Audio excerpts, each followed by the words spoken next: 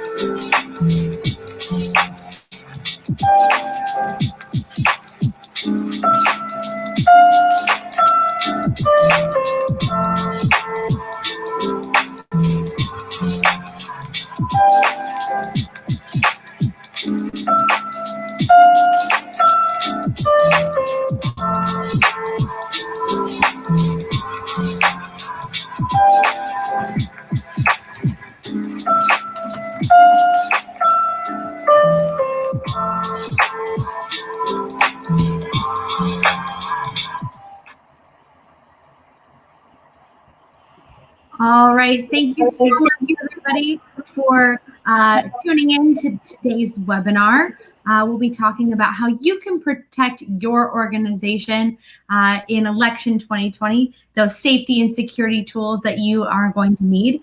Without further ado, I'm going to turn it over to Erica and Andrea to get us started. Thanks so much, Maria. And hey, everyone, welcome to today's webinar.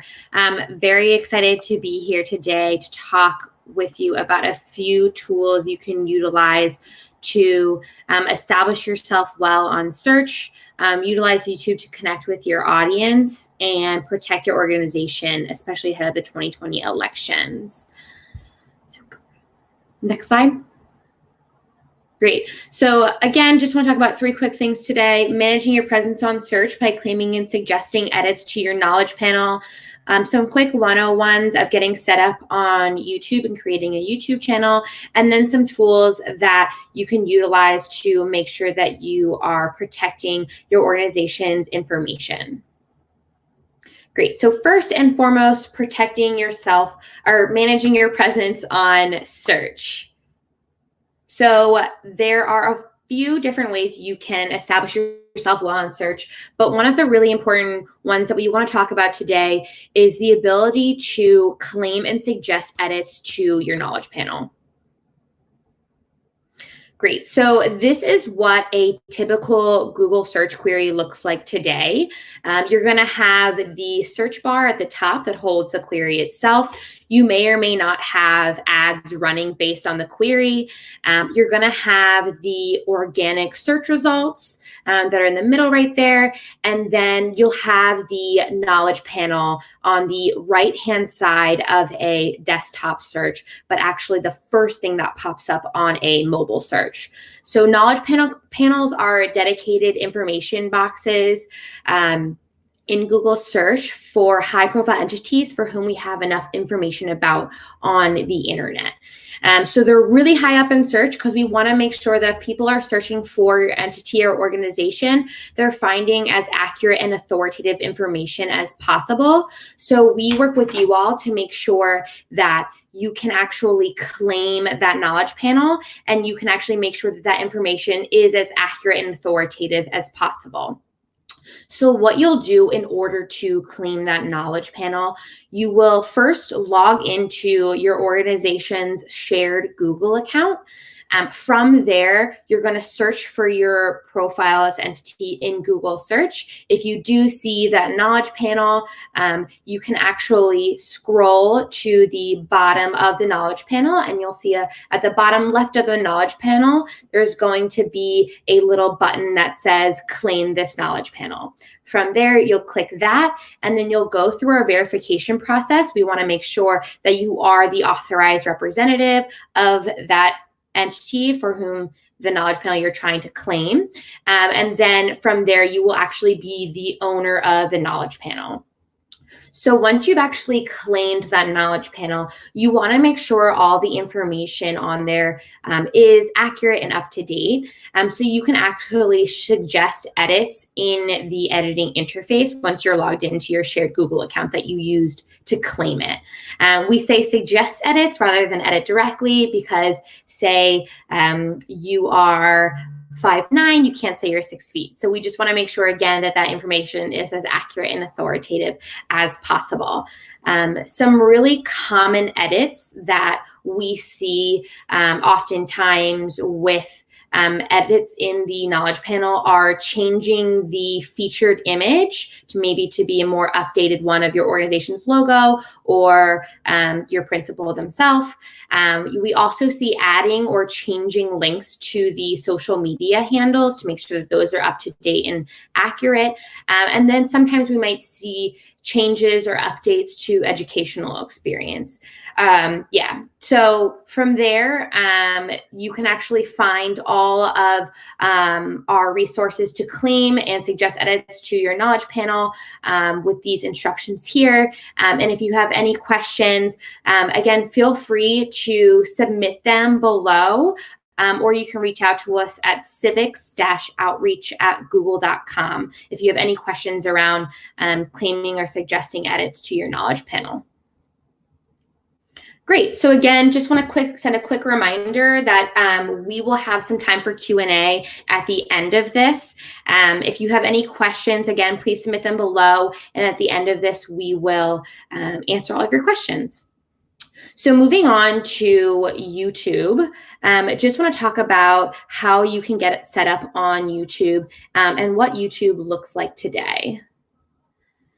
So it's 2020.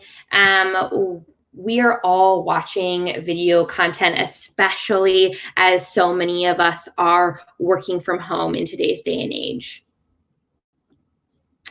So Cisco actually estimates that by just next year, more than 80% of all consumer internet traffic is going to be video content. And people are going to YouTube to actually find that video content. So 2 billion people are actually logged into YouTube monthly to watch that video content. And actually, more Americans are going to YouTube to find their video content than Netflix, than Facebook Video, Hulu, Prime Video. 220 million Americans are actually using YouTube to find their video content. So now you all know how many Americans are on YouTube. You want to make sure that you are meeting your audience where they are, which is on YouTube. So I just want to talk about the basics of setting up a YouTube channel to connect with your audience better.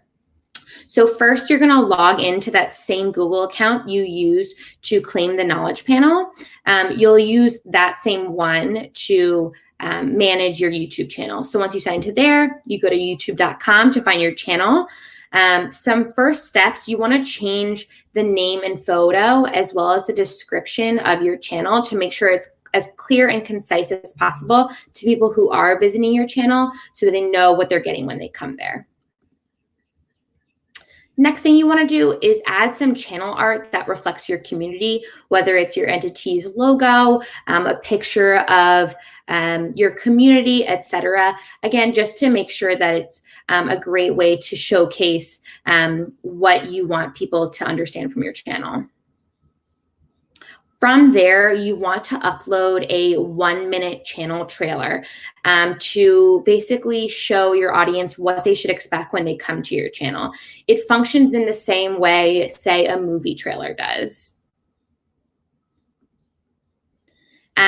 From there, you're gonna want to get a verification badge and a custom URL. So if you have any questions about that, again, you can email us. Our URL is right there. It's just civics-outreach@google.com, and we can get you set up with a verification badge and a custom URL. So once you've gone to all of the trouble to actually make and set up your YouTube channel, you want to make sure that people can actually find your channel. So it's a really good idea to promote your channel across different mediums. So put it on your social media accounts, email it to your list, put it on your website, maybe put it in the signature of your email. Just a lot of great ways to make sure people are continuing to come back to your channel, subscribe to keep up with the work that you're doing.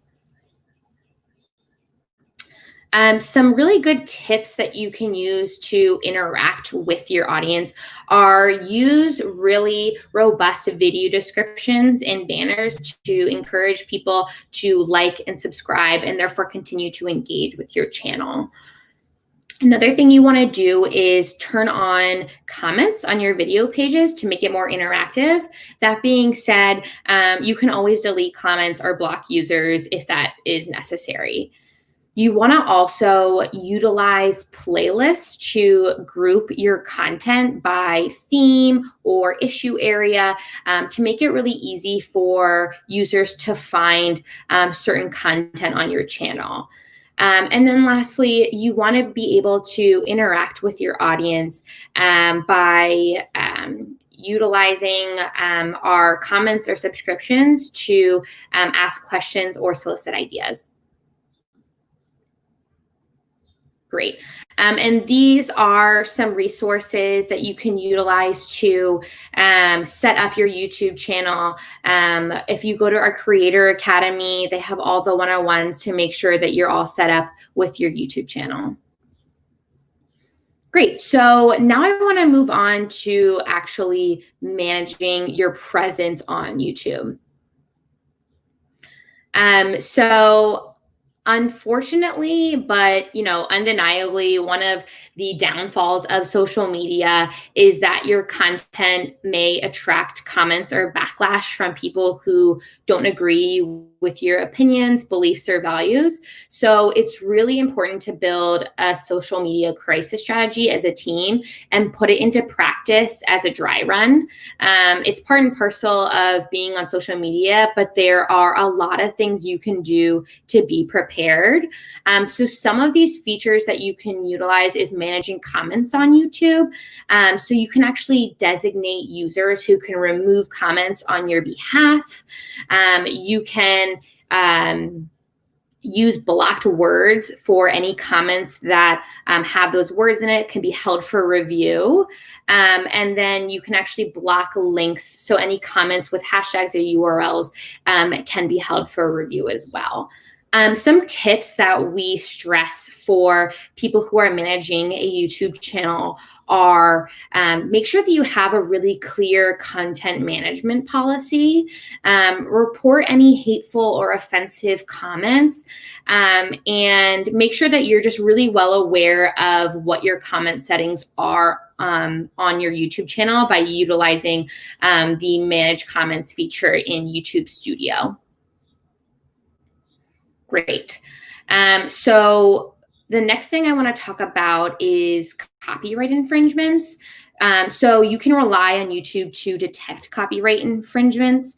When you post a new video, our content ID systems cross-check it with any content. So for example, music or footage that right holders have uploaded to YouTube.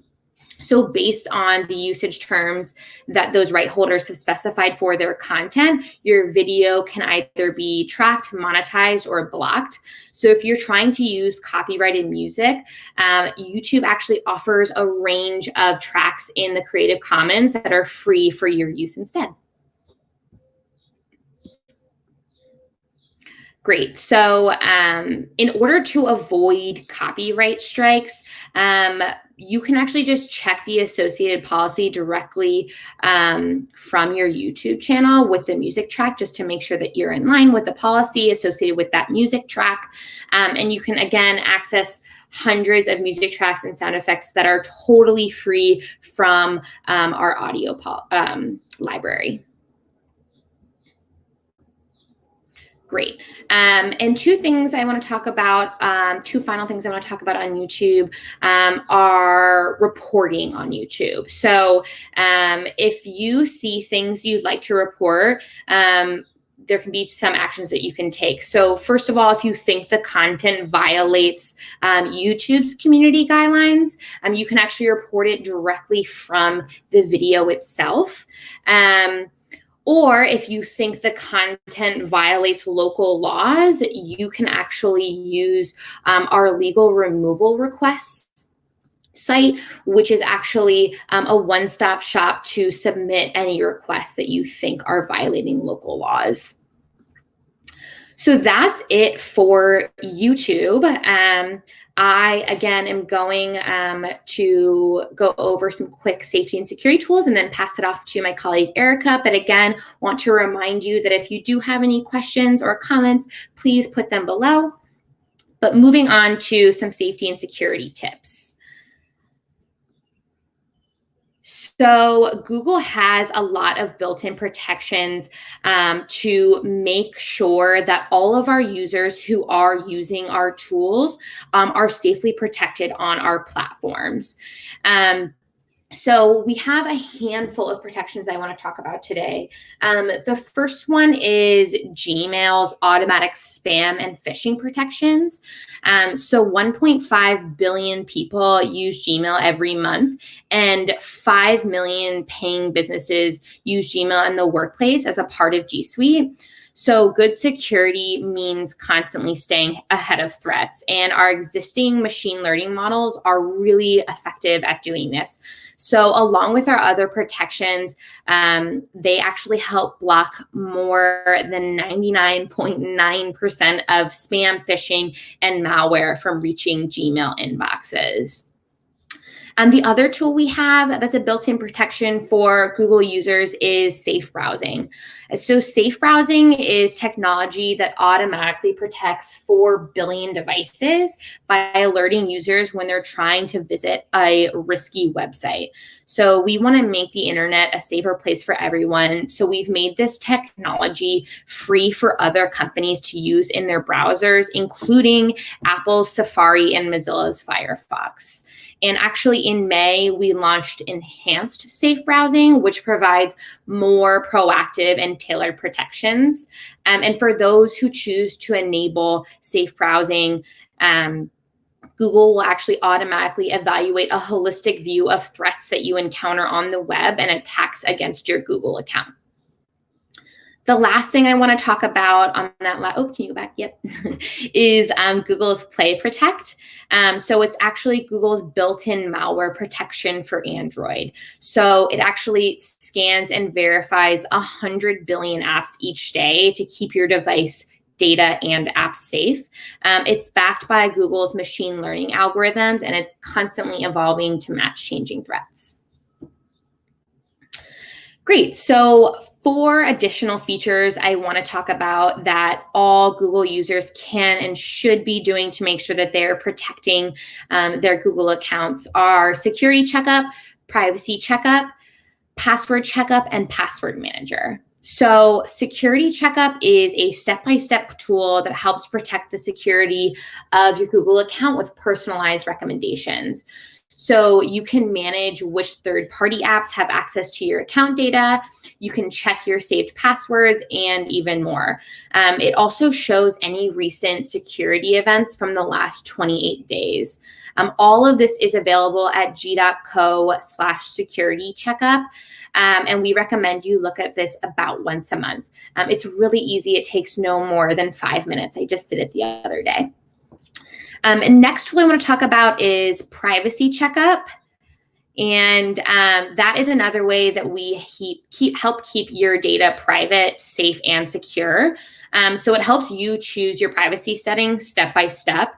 And again, it just takes a few minutes, and you can actually control what data is used to personalize your experience across Google services. It's really easy to change your privacy settings at any time, and that's available at g.co/privacy checkup. The third tool I want to talk about is password checkup. So password checkup is a really great way to make sure that you have peace of mind that your passwords that you saved are secure. So password checkup scans your saved passwords and will notify you if your passwords have been compromised on a site. The last tool I want to talk about is Password Manager. So Password Manager passwords really continue to be a major vulnerability when it comes to online privacy. 66% of people use the same password for more than one account, which really increases your risk that their personal information will be compromised. So to help with this, we built Password Manager directly into Chrome, which enables you to easily create and save strong passwords. It syncs to your Google account so you can manage all of your saved passwords in one place. Both Password Checkup and Password Manager are available just at passwords.google.com. So those are some of the tools that we have available for all users to take advantage of to make sure that they are as safe and secure as possible on our platforms. That being said, these built-in protections and tools are not enough to keep high-profile users totally protected from sophisticated, targeted digital attacks. So I'm going to pass it off to my colleague, Erica, who's going to talk a little bit more about what tools you can use to make sure you as a high-profile entity are protecting yourself against targeted attacks. Yeah, so thanks, Andrea. That was super helpful, very informative. Next, we're just going to talk about how you can protect yourself and your organization. So if we want to go to the next slide. So the best way to protect your organization is by creating a culture of security. This starts by taking responsibility for the data that you have. There are 4 actionable things that you can do to keep to keep yourself accountable and to help keep your whole organization safe and protected.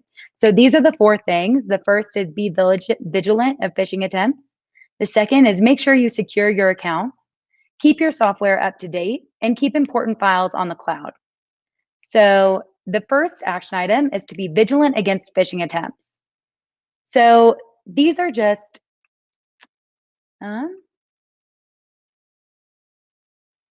well, it looks like we're having some issues with the slide, but we just have some stats that prove that the threat of phishing is alive and well. So sophisticated phishing sites trick almost half of all users. And we also want you to know that hackers are quick. Once they acquire the login credentials, they try to access the account within about 30 minutes. So these are some stats really that show you phishing is very much still an active threat and one of the most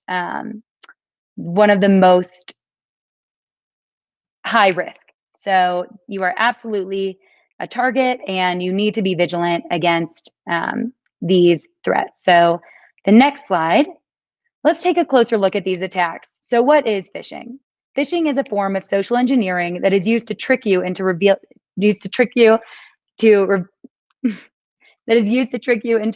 personal information. So that's your email account, your password, etc.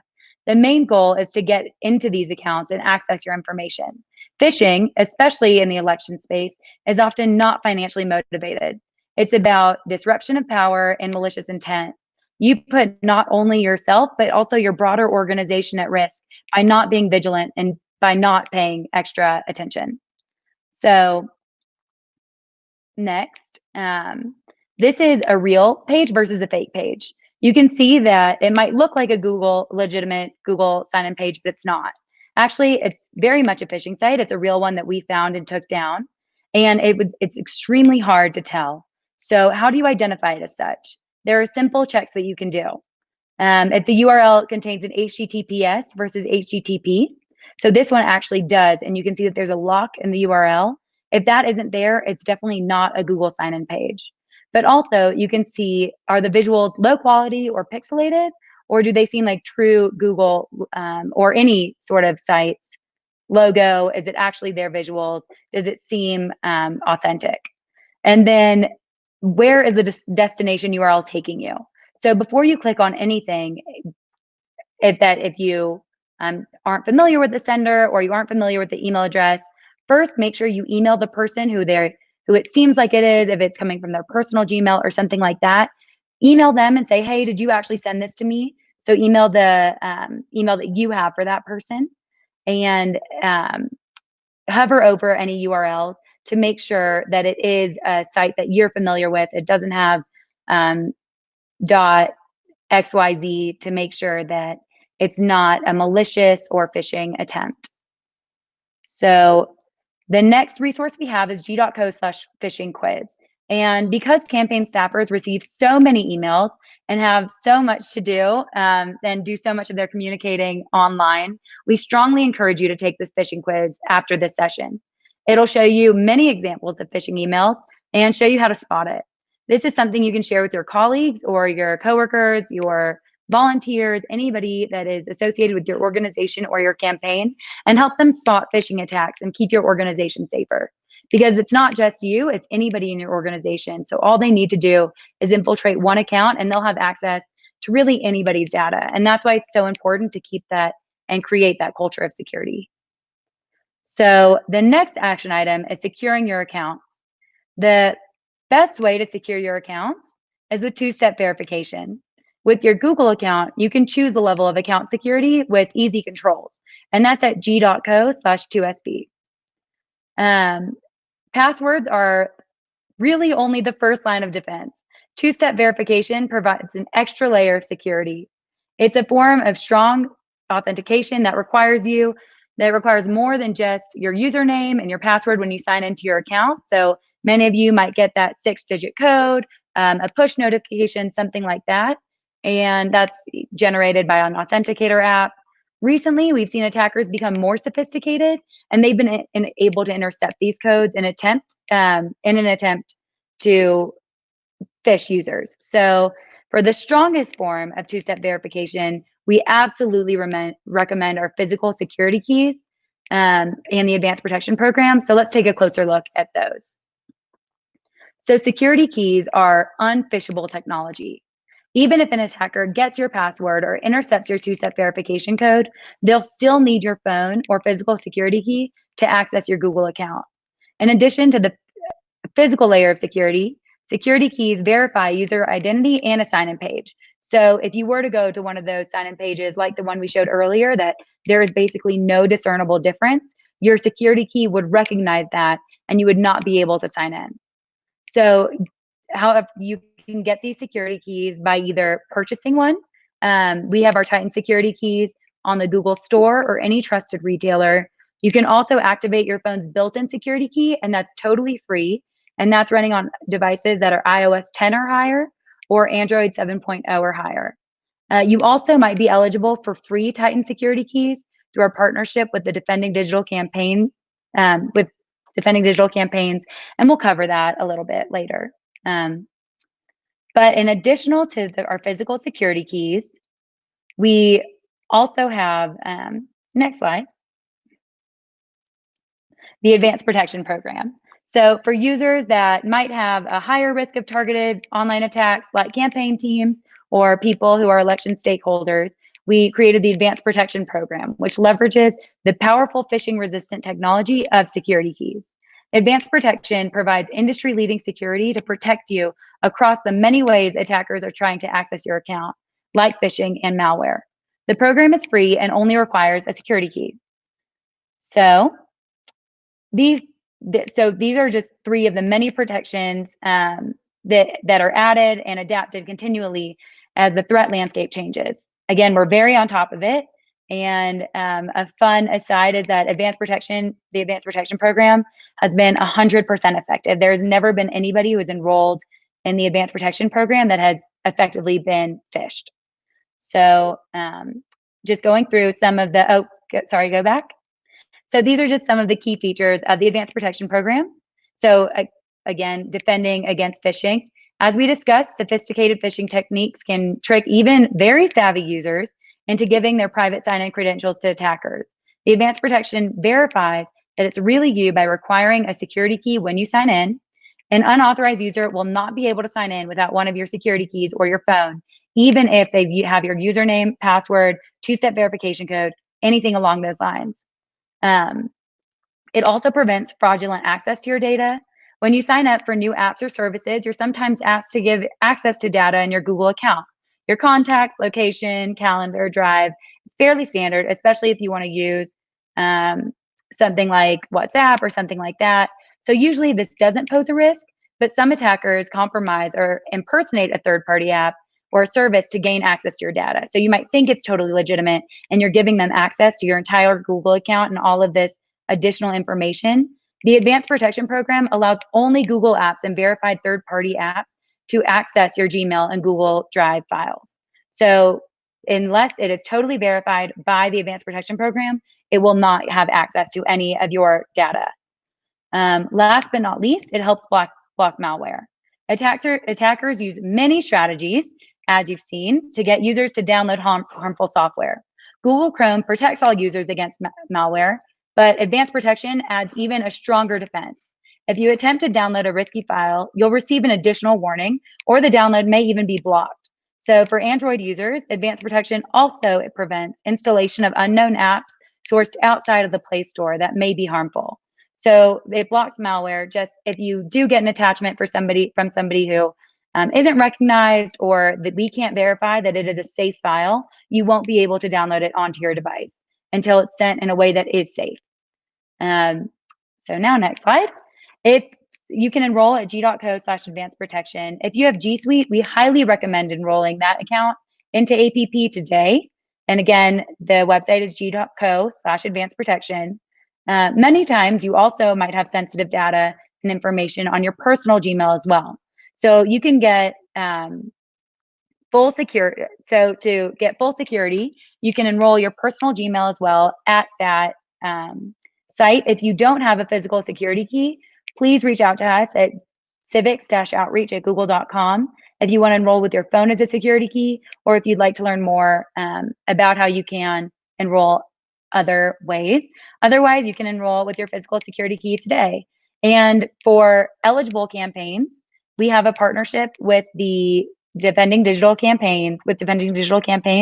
And if you are a federal campaign and meet a fundraising threshold, you can go ahead and email this email address, and they will make sure that you get as many free Titan security keys as needed. Again, please reach out to us or to Betty here if you have any additional questions. So, sorry, one moment.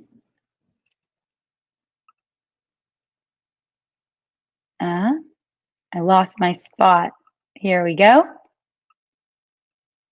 So to take your account security to the next level, Google has created a tailored security offering for political organizations. It's different from APP, but we recommend enrolling in it with just along with APP. So if you want to enroll in APP and you want this, or you want one or the other, totally, we absolutely recommend that you opt in to this form. So it's Google accounts that are used for anything related to any sort of election activity. As you know, you face specific threats, and especially right now. So you can request additional protections from Google using this form, and with your consent, the requested accounts will receive additional security checks for active threats and suspicious activity like hacking and phishing. Google may also tailor protections to address specific threats. So as the threats and as we learn more about how people are trying to maybe gain access to your accounts during this election year and during this cycle, this opting into this additional protection will protect you from the changing landscape. So email us. Also, that link is at the bottom. Feel free to ask us any questions. We're happy to answer them. So the next action item we recommend you take is to keep your software up to date. So for Google, when we find new vulnerabilities, we fix them. Oftentimes the bugs that make the news have already been fixed, but people haven't updated their software. So auto updates protect you from those situations. When you receive a trusted notification that a software update is available, install it as soon as possible. You should periodically review the software that you run on your desktop and mobile devices to make sure you're running the latest versions that are available. And if you have an app that can't or won't update, we really recommend you go ahead and delete it. If you're not using it, if it's inactive, just go ahead and clean it out, because those are also a really easy way that bad actors can infiltrate your devices. So to make sure you're always running the latest version of your mobile app, visit the settings in your app store and enable auto updates. That's the best way. I know a lot of us like to ignore those little notifications. I cannot emphasize the importance enough of making sure that you do that on a regular basis or an auto update basis. So last but not least, we recommend backing up important files. So in previous election cycles, advice has been to back up everything all the time. With cloud backups, that guidance has changed. Not everything needs to be backed up on the cloud all the time, because what the cloud is good for is making something more accessible. If you were to lose one device, you still would have access. The new and best practice here, the general best practice, is to make sure that unimportant, personal, potentially embarrassing files, make sure those are encrypted on your phone, but not backed up to the cloud. So what you'll want to do is figure out what's important, make sure that's encrypted. If it's personal, if it's that you would need to access it anywhere, or if you were to lose a device, or it's stolen, or it's compromised in some way, you still have access on the cloud. And then if it's less important, if it's now irrelevant, go ahead and delete it. So that concludes our advice for today.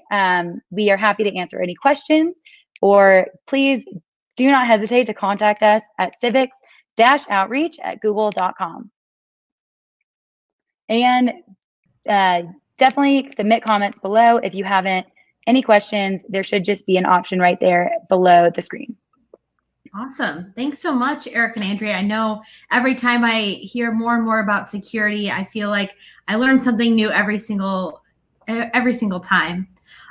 So I see we have a question here from Jackie. She's wondering if the slides will be available post-webinar. Of course, you can watch them right here on the Events on Air platform on demand, any of the webinars that we've done so far. But also, if you email civics-outreach@google.com, we're happy to send those slides as well for you. And they should be posted. I know there's going to be a little bit of a lag, but if you go to civicsresources.withgoogle.com, in the next few days, it should be posted there as well. Amazing. So lots of different outlets to be able to get all the resources, not only for this webinar, but all of the webinars that we've done previously. So another question that I have for both of you. So I know at the top we talked about knowledge panels and setting up YouTube channels and things like that. Can you explain why it's so important to have that shared Google account for offices? Andrea, why don't you take this one? Yeah, happy to. Thanks, Maria. We know that whether it's at an organization, you're on a campaign, you're in an elected official's office, there can be a lot of staff turnover and a lot of different folks managing your entity's online presence. So it's really important that you create a shared Google account to utilize a lot of these tools, because if you, for example, claim the knowledge panel or start a YouTube channel with your individual work Google account and say you or the staffer who claimed it leaves, you don't want the password to your YouTube channel to go out the door with that staffer. So a good way to mitigate that risk is to make sure that you have a shared Google account. Multiple people have access to the Google account. You have protections enabled with that. You want to make sure that you put all the security on that Google account as well. But it's just a good way to make sure that your access to these tools doesn't depend on whether the staffer is still in the office. That being said, we see this happen all the time. So fear not. If that is something that has already happened to you, you can email us at civics-outreach and we can try and help you, get back into one of those accounts or something like that. But it's just a really great way to make sure that you don't run into that issue down the line.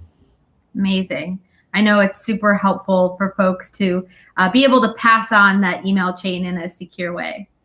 So Erica, I know you were talking a lot about passwords and really keeping your information safe. What are some of the most common passwords that we see people use? Password, password 123. Anything like the Google 123, anything like that. But so right now, a lot of people will use one word. What we really recommend, if you're not going to use an auto-generated one from like our password manager, is to do phrases. So if you have, the street you grew up on, plus the street you live on now, plus, your second grade teacher's name or something like that. Just having the longer, the better. It doesn't have to be a bunch of random characters and words and all of this stuff. It can just be a passphrase that would make sense to nobody but you, and don't use it again. So have individual ones for individual accounts. Social engineering is very, very popular, very effective. So even with your security questions, if the high school you went to, your parents' maiden name, your mother's maiden name, your paternal grandfather's name, all of that is really, really, really easily discoverable now. We have 23andMe here, whatever the different websites are with family trees, LinkedIn, Facebook. It's not hard to find somebody's security answers. So what we really, really, really recommend is using a combination of those. So the password 123, anything like that is definitely very popular. We do not recommend it.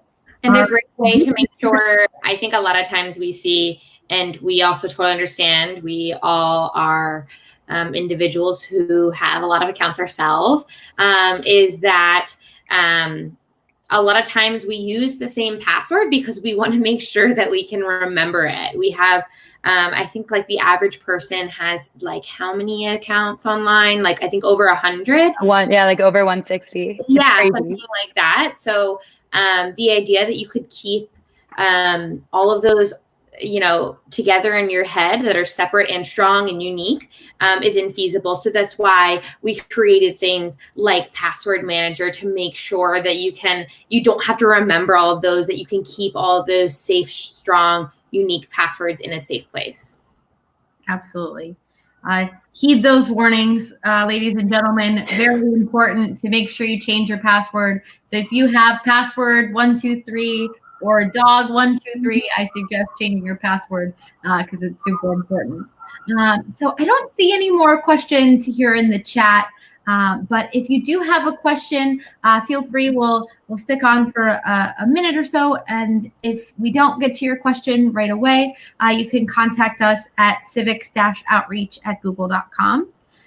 For those of you who are interested in more of our webinar series, we are planning a webinar every single Wednesday in June. So our next one will be next Wednesday, June 3rd at 2 p.m. Eastern time, which we're really excited about that.